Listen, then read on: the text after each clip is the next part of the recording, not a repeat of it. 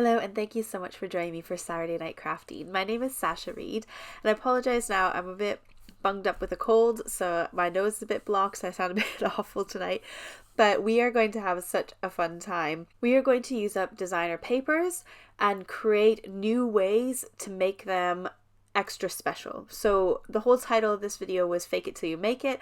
So we're going to use designer papers instead of stamping and creating our own backgrounds. But I'm going to share with you 5 different ways that we can step up these papers and add personalization to them and make them really gorgeous. So the packs I'm showing you today are the ones that I am using in my video. I will link all the products I use today in the description box. So if you're looking for anything, they will be down there in the description box for you. Our first technique is dry embossing. So we are going to take embossing folders and we are going to emboss our designer papers to give them a bit more dimension and character. I'm using these two from Lisa Horton Crafts, Dottie, and then also Script background to enhance these papers, and I'll show you what I mean in just a second. Now with almost all these embossing folders that are 6x6, you can't actually fit a 6x6 piece of paper in without having an edge that doesn't get embossed. So I cut them down to 5.5 by 5.5 inches, and that seems to fit all these 6x6 embossing folders perfectly. And I find that size really nice as well because then I can add layers and dimension to my card base and use a 6x6 inch card. So I'm going to stick my piece of paper in and I'm going to make sure that the bumpy side is underneath the pattern so that the bumpy bits push through into the pattern paper on the side that I want it to show. So make sure the bumpy side of the embossing folder is underneath the paper and then you will get this gorgeous look on the top. Now here's that purple dotty one. You can see those dots pushing through and it just kind of adds more dots and more character to this piece of paper. Now, if you've got pattern papers and you want to make something, let's say like a Christmas card, but all you've got is the sort of floral pack of paper, I chose one of the ones that in here that was more like a background neutral kind of paper. So you can't read what the script says, you can't really see what the script says, but we can take it and we can do the same thing and turn it into more of a Christmas paper so that we can make more use out of that paper pad. Now another way to enhance those embossing details is to add some ink over the top. So this cardstock is really gorgeous, this designer paper, because it's kind of got a pearlescent tone to it. But if you take a sponge dauber, a nice flat one, and you gently, very, very gently, just kind of glide over the top, you can really make that embossing panel pop and really show off that design. So how gorgeous is this? And you would never know that this came from a floral paper pad rather than a Christmassy kind of paper pad. So you can still see in the background underneath all that ink, the subtle pattern. It's hard to see there, but as I get in close, you can see the gorgeous bit of color that was already on there and then that sort of subtle print on the background. So for the second one, we are going to use heat embossing with stamps to kind of make our pattern papers pop. This is my new favorite stamp ever. I found it online and I love the sort of doodly flower look. And I'm going to use gold embossing powder on this paper because I felt like gold would really pop nicely off that color. Again, this is like a 6x6 inch stamp, but if I cut it down to 5.5 by 5.5, it fits it perfectly. So I've cut that down, that little panel, and I'm going to line it up in my stamp platform so I can stamp it down and get a really good, nice, even pressure. With background stamps, you really need to have a good amount of pressure so that you don't have any blank spaces. So I'm inking it up with my Wow embossing pad, which is a clear sticky ink, which will hold the embossing powder onto it really nicely.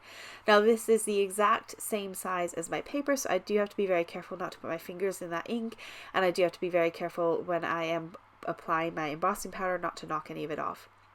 So I've got a scrap bit of paper underneath and I'm just going to pour my embossing powder over the whole thing and then lift it with a pokey tool so I don't put my finger in it, and then kind of gently tap off the excess powder and allow the rest of it to kind of run down the card.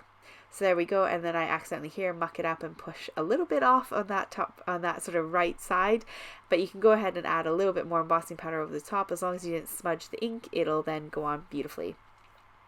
I'm going to take my heat tool, make sure to heat it up a little bit before I go ahead and apply it to my paper, and then I can come in and heat set all of that embossing powder, and oh my gosh, this is probably my favorite one out of all of the techniques that we're doing today. This one is so beautiful. It makes your paper that's already stunning look really fancy and slightly expensive. So it's got these gold gorgeous details, didn't have to do any foiling or any of that kind of trickery.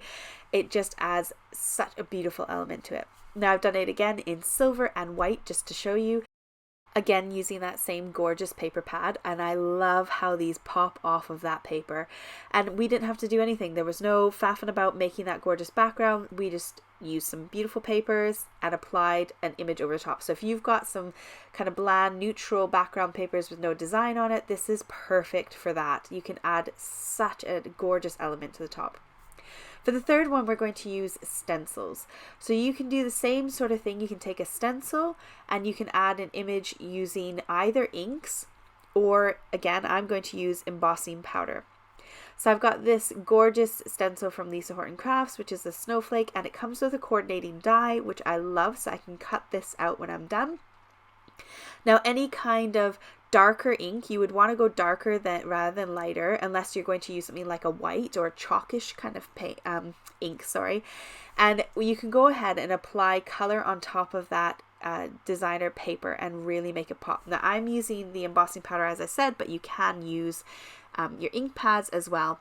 Now I thought I would squish it down, but I forgot that I re-inked my ink pad the day before, so it was really juicy, and when I lift it up here you can see that it really squished underneath that stencil and kind of made a bit of a mess. So here it is when I've heat set it. I even put my thumb in it. I made a mess of it and I didn't like how it looked. So I went back in again and I did it on another piece of paper, and this time I used just my stencil brush and kind of dabbed on the ink, and it looks so much better. I got more of that detail, and I can use that other one, not to worry. I can flip it over, use the back side of it, so it's not at all a waste. Now because this comes with a die, I'm going to go ahead and die cut that out so that my element is ready to go. Now the paper is a little bit curled from heat setting it, so I'm going to tape it on with some low tack tape, and then I did actually go ahead and use another piece of cardstock and backed it with another piece of cardstock just to kind of make it a bit more firm. And here's a little example. I could use the back side of that other one to put my snowflake on top. Now the fifth way is to add some shine, and I'm going to share with you two different ways to add the shine onto your papers. So I've got the embossing pen from Wow. Any embossing pen will work. It's just got a bit of that kind of sticky ink inside. It's a bit more runny than the ink pad. It's not as thick and tacky.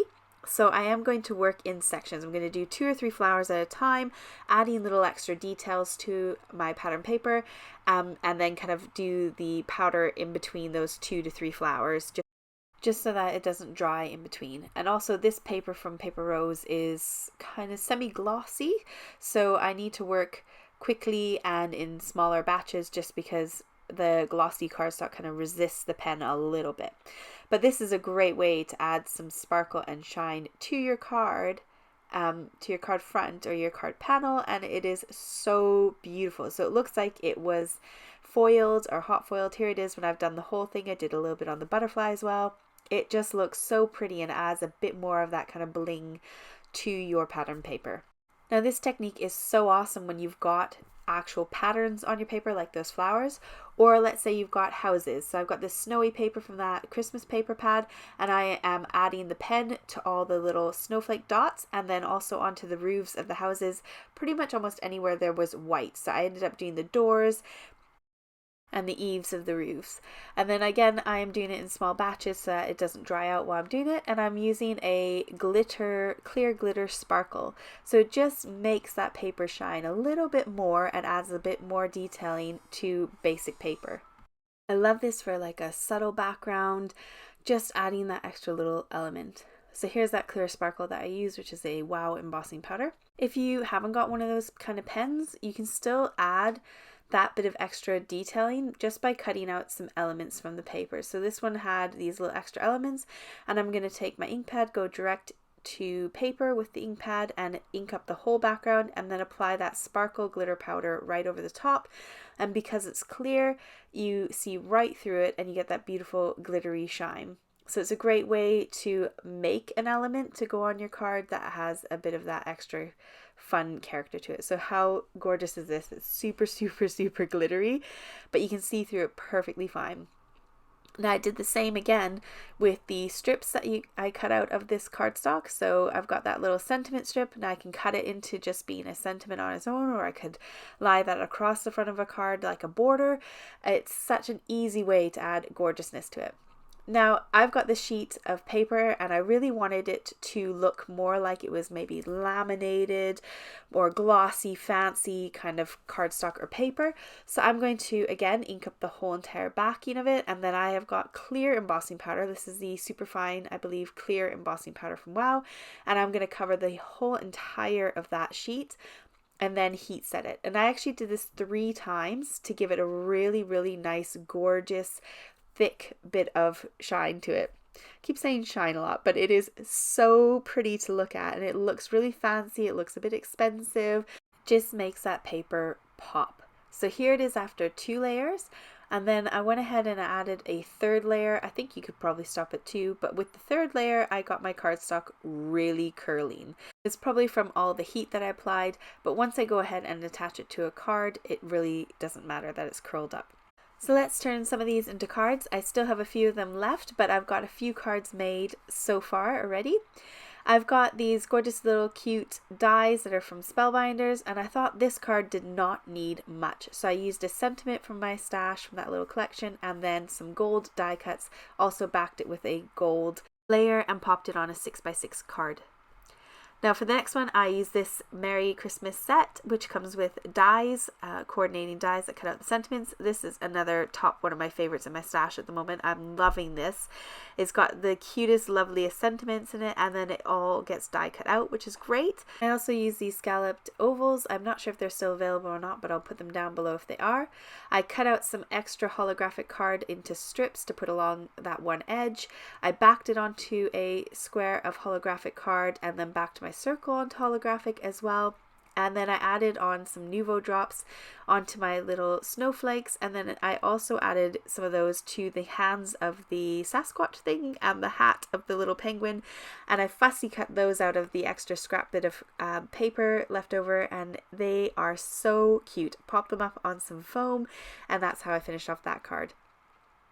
My next card, I used Wishing You a Merry Christmas from this set, and then these pink and mane dies, which are perfect for sentiments. And this is the one where we highlighted the embossing with the ink, and I just put on a little sentiment on the front with a couple of gems, and that's how I finished off that one. All my cards I did add layers to, and most of it was like holographic card or like a foil card. For example, like this one here, I backed it with holographic card. The holographic card I get is based in a shop in the UK. Terry, who owns the shop, is lovely, and he ships worldwide, which is fantastic. He also has a discount code for anyone who is purchasing for the first time with his shop, so I'll put that down below for you as well. Here's that gorgeous little panel that was all sparkly. I backed it onto some holographic, and then onto some more pattern paper from that collection, and then onto holographic again. I'm telling you, layers just really pull a card together. I love layering with shiny cardstock. Now, if you haven't seen it already, I am part of the Stress-Free Card Making Summit, which is the 5 supplies or less Christmas card making. I have teamed up with 31 other card makers, and we are bringing a fun summit to you for 1 weekend only. Now, this is a free summit as long as you join in on the summit on the actual weekend that it's on. If you would like to watch it now, or you would like to watch it outside of that weekend, or you want to carry on watching and rewatch videos, you can do a paid membership. You get, I think, a few hours to purchase it at about half price, and then it goes up to around 50-ish American dollars, but you can purchase the bundle as well, and you can watch it whenever you like. There's also extras involved. The link is down below in my description box, so if you click the free link that's down there, it will take you to register for free, and you can decide what you want to do after that. Lots of details down there for you to look at. Thank you so much for joining me today. Hope you have a fabulous weekend. Don't forget to subscribe, like, comment, share, and I'll see you again next week. Bye!